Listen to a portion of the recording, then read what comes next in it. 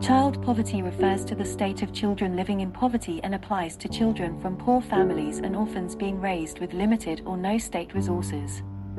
Perhaps one of the most important things that makes a person more upset about a situation in which children are involved than other people of different ages is because a human knows that children do not have the slightest impact in the current situation.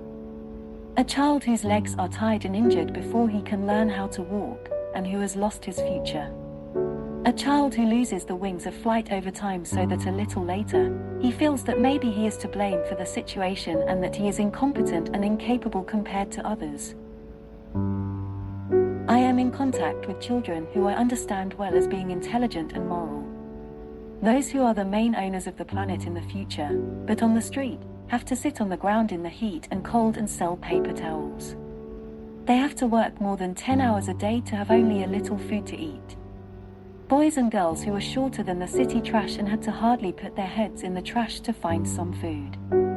Children who have slept on a relatively large piece of cardboard in the cold and may not even have happy moments in their dreams. I remember the eyes of children looking at humans imploringly. Why should a child look at someone like that? A child who, instead of trying to develop his talents, has to struggle to survive.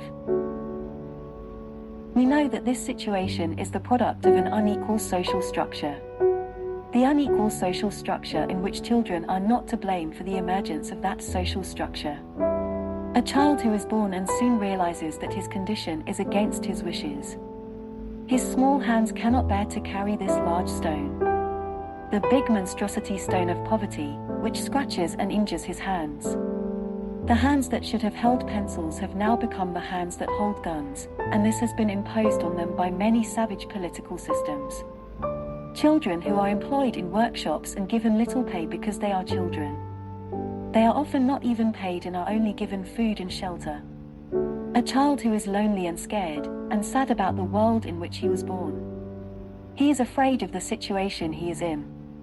He has no hope for the future and may be mistreated. Most of them work more than one adult a day and are deprived of education.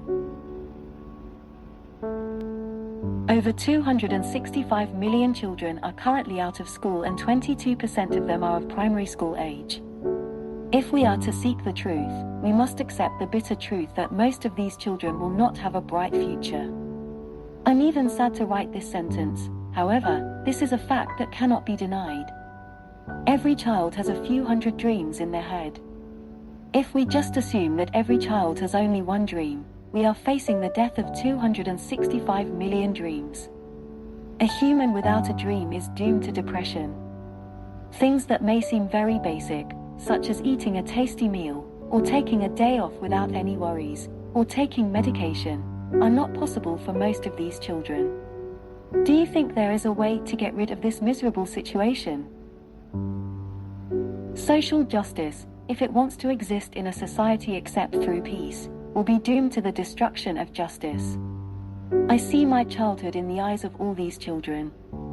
When I see a child who is working, I think to myself that if I, too, in my childhood, was in a situation where I could not study, if I had survived to this age, I certainly could not have written anything.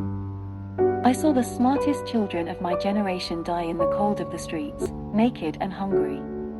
Every morning when I went to the streets to teach at school, I sometimes tried to lower my head so as not to see this situation. But that's enough. Every child who works on the streets and in the workshop suffers. An human who has lived a depoliticized life all his life and turned a blind eye to the destruction of these children's dreams, must say no to this situation this time. Saying no to this situation, in peace, for the comfort of working children. Sometimes children's best friends are teachers. Teachers who give children self-esteem, teach them how to live, and walk hand in hand with children and step into their world.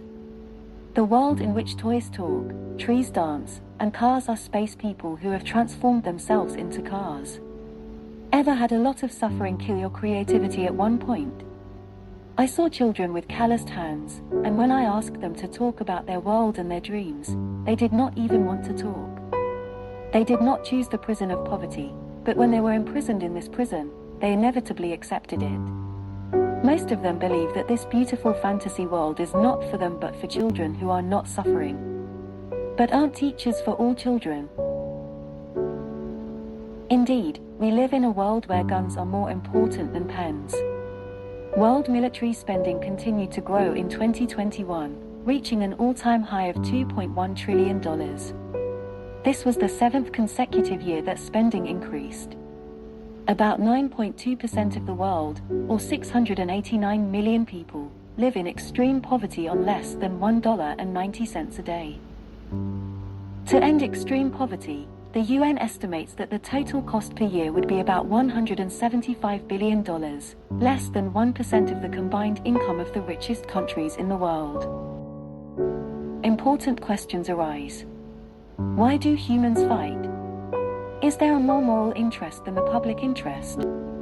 Isn't this high number of poor children dying on Earth due to the indifference of political systems and the majority of the masses of the people a kind of massacre?